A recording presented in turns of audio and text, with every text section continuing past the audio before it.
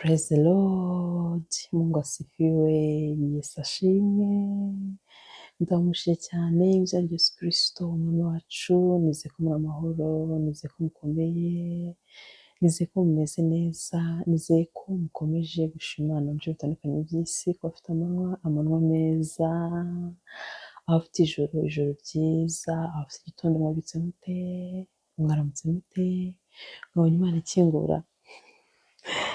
Imana yacu ikomeze ishimwe kandi himbazwa cyane kuko ikomeje kuba nziza, ikomeje kutugirira neza, ikomeje gukora ibitangaza, ikomeje gukora ibikomeye hagati muri twe, nishimira n'iteka ryose. Uyu munsi rero ndagarutse, Imana yabikoze, ndagaruka, ndanezerewe no kugira ngo tuganire, twongere dukomezanye, dusuzanye imbaraga, duhane ubuhamya, tuganire. Wowe wavutse umunsi wa none ndamwifuriza ko nziza y'amavuko, happy birthday, joyeux anniversaire. Wowe ufite ama birthday agiye atandukanye, nagira ngo nkubwire ngo congratulations, ibyo wagezeho ni byiza cyane, ni ibyo kwishimira. Wowe umusozi wo kurindira ugomba kwihangana, ujye ukomeza wihangane kandi ukomere, ushikame, ukomere, tukuri inyuma. Wowe urwaje, wowe urwaye, ngo ukomera kandi wihangane, ibintu birahinduka, mu isegonda ibintu bikaba birahindutse. Komera hamwe no gusenga. Uri umushyitsi aha ngaha, nitwa Sandrine, ibyo dukora aha, tuganira ku ijambo ry'Imana, ubuhamya,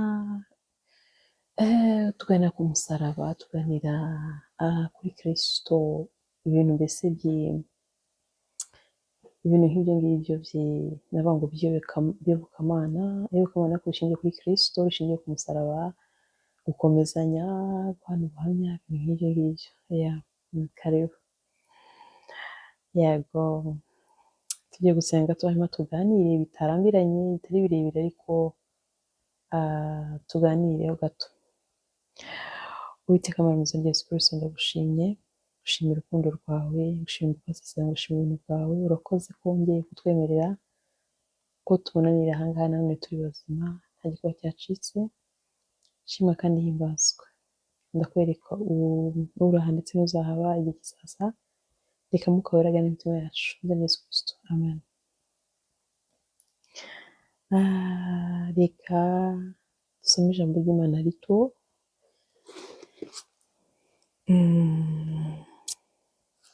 Turasoma muri Zaburi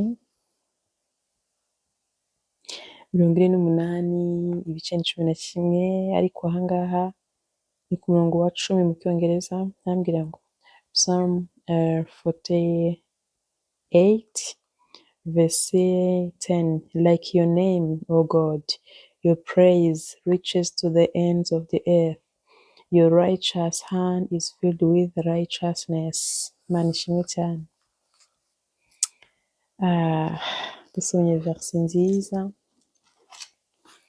Reka nsome no muri iyi ngiyi nta kibazo. Zaburi 48, aha ni ibice 11, arambwira ngo Mana, nk'uko izina ryawe riri, niko ishimwe ryawe riri ukageza ku mpera y'isi. Ukuboko kwawe kw'iburyo kuzuye gukiranuka. Mana, nk'uko izina ryawe riri, niko ishimwe ryawe riri ukageza ku mpera y'isi. Izina ryawe riri. Nje umunsi wa none kugira ngo tuganireho gato, twibukiranye ko uko izina ry'Imana riri, aho rigera, impera y'isi rigeraho, aho rishyika, ahantu izina ry'Imana rigera, hagera no gukora kw'Imana. Bene magambo, abantu bamenye Imana bazi no gukora kwayo, tuzi no gukora kwayo, tuzi ko ari Imana idakererwa, tuzi ko ari Imana idasuzugurwa ngo iceceke ibyihorere, tuzi ko ari Imana ikora, tuzi ko ari Imana ibera hose icyarimwe, tuzi ko ari Imana y'urukundo, tuzi ko ari Imana y'imbaraga, tuzi ko ari Imana ntabwo tuyibonesha amaso ariko bimeze nk'umwuka duhumeka, umwuka ntituwufata ariko utawufite birarangira. Rero umunsi wa none inshuti zanjye nje ngo twongere twibukiranye ngo umunsi wa none, isaha ya none, kubuza Imana gusa, utibuka imirimo yakoze, utibuka ibyo yagukoreye, ntibuke ibyo yankoreye, bidusubiza inyuma. Hari aho bigera umuntu akamera nk'aho ari muri pose, hari aho bigera umuntu akamera nk'aho Imana itari gukora.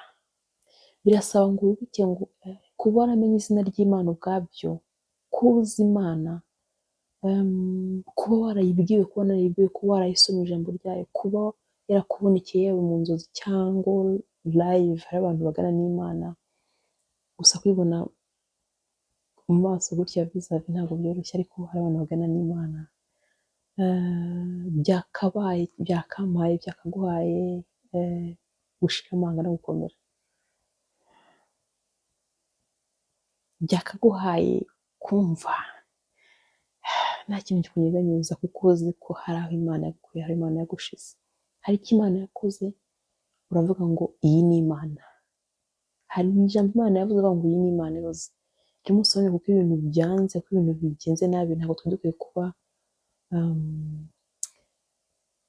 twacika intege ngo uvuge ngo Mana sinzi kuriho, biragatsindwa.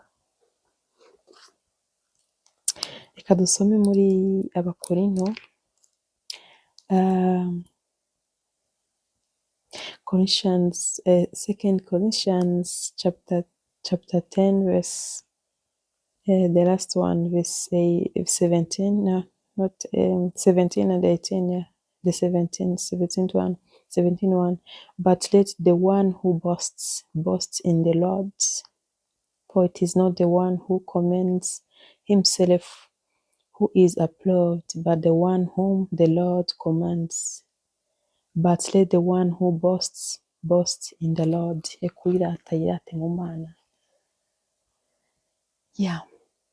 Reka umunsi wa none turi kwibuka ibyo Imana yakoze, turi kwibuka imirimo y'Imana, turi kwibuka kwera kw'Imana, turi kwibuka gukenerwa kw'Imana, tubyirate.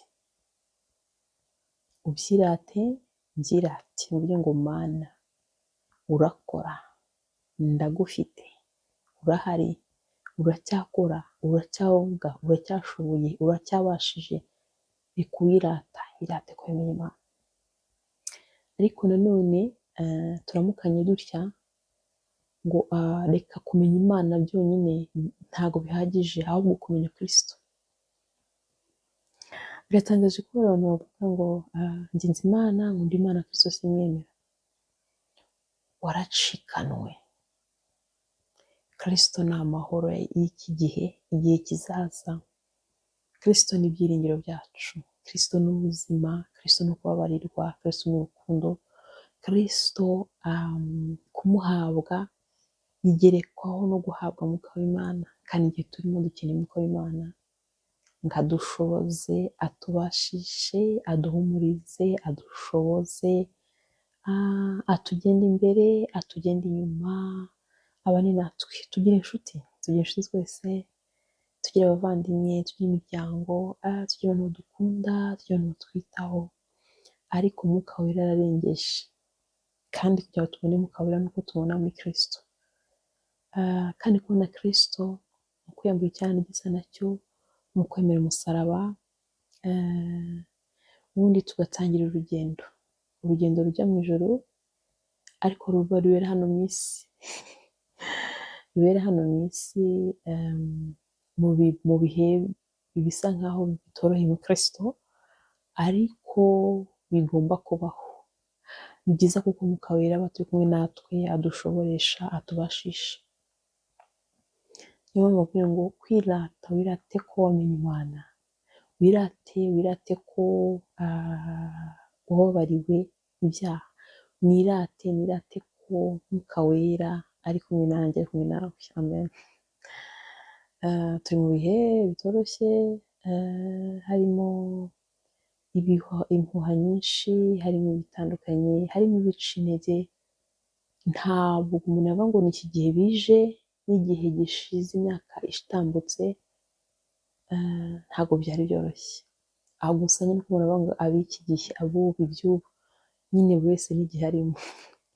Bibajije nko mu myaka 20 ishize, 30, 40, 50, aho igihe cyabo bajya bavuga ngo Mana ibihe biradusatiriye, ngo ntabwo bitworoheye, biriya nabo babivugaga. Rero buri wese n'igihe cye, n'igihe arimo, abona ibintu bitoroshye. Ariko Kristo ngo muzahabwa imbaraga, Umwuka Wera nabamanukira. Iki ni ikibazo kugira ngo tuzakire Mwuka Wera, yuzure imitima yacu, atujye imbere, atujye inyuma, iburyo ibumoso, hose azenguruke, aduhaze, kandi duhore twitegura ko isaha n'isaha Imana yavuga, kandi itanavuze iminsi yacu hano mu isi irabaze, ni mike cyane. Ni mike cyane tugiye tubitekereza, ntabwo guterana ubwoba, gusa nibyo. Wirata yirate ko yamenye Imana. Ntihakabe umuntu uvuga ati njyewe ibi ngibi ndabiruringa, ndabiyobora, tugire aho tugize ngo turi abantu. Imana igitanga ubuyobozi, Imana igitanga abayobozi, gusa ntabwo Imana ikunda umuntu ushaka kwishyira mu mwanya wayo. Duce bugufi, tumenye ko turi abagenzi, turi kwigendera, tubane neza, dusengeranirane, tubabarirane, dukundane, duhane keya, tubwirane muraho, dukundane, dukumburane. Ni byiza Imana yadushizeho ikagushiraho uri wowe, ikagushiraho ndi njye, kugira ngo dukomezanye, buri wese mu buryo Imana yagiye imuha akomeze mugenzi we. Ndanezerewe kuba nganira namwe, ntabwo ino video ibaye ndende, ariko ndumva hari icyo tuganiriye. Reka kure hariya hagere izina ry'Imana, hagere n'izina rya Kristo, kuko muri Yohana 3:16 Imana yakunze ab'isi cyane, byatumye itangwa na Kinege, kugira ngo umuzitari mu bwoko bw'ubugingo buhoraho iteka. Amen. Ni ukugira ngo tubone imbaraga z'Imana, love in action, urukundo mu bikorwa runyurwa muri Kristo. Total love, the meaning of love. Yes. Birarenze. Muri ino video ndumva nishimye cyane. Wowe ubibona ubu uzamenye ngo nishimiye umusaraba, nishimiye Mwuka Wera, nishimiye Imana, kuko mbona urukundo rw'Imana rurenze kuba bwonyine nkiriho nyihagaze.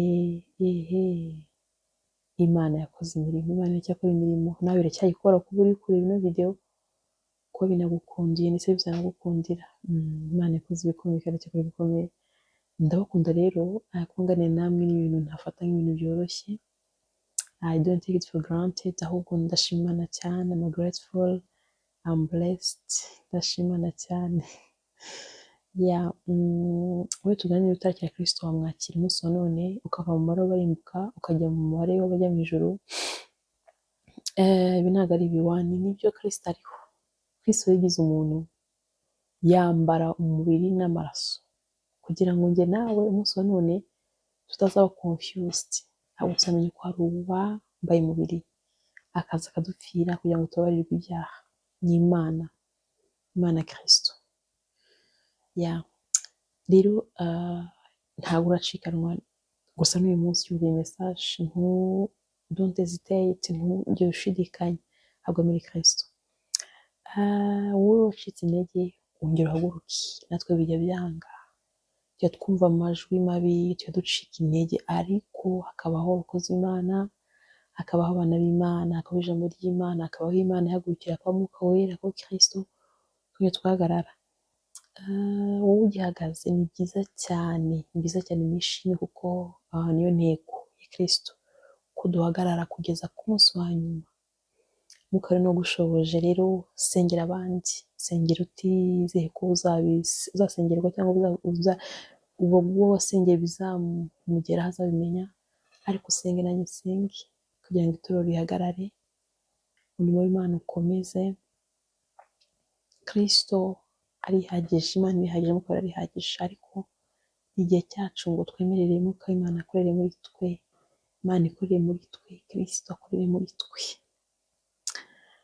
Nimukomere, nimushikame, ndabizi hari abafite amasezerano akomeye barindiriye bizashika. Nimukomere, niyo nkuru mbazaniye. Imana iragukunda kuruta uko ikunda, Imana irankunda kuruta uko nikunda, Imana iragutekereza kuruta uko ubitekereza, Imana ntekereza kuruta uko ntekereza. Rero mukomere, dukomere. Ndabakunda nshuti zanjye, ndabasengera, ndanezerewe. Imana ibishaka tuzongera. Nimukomere, nimuhumure.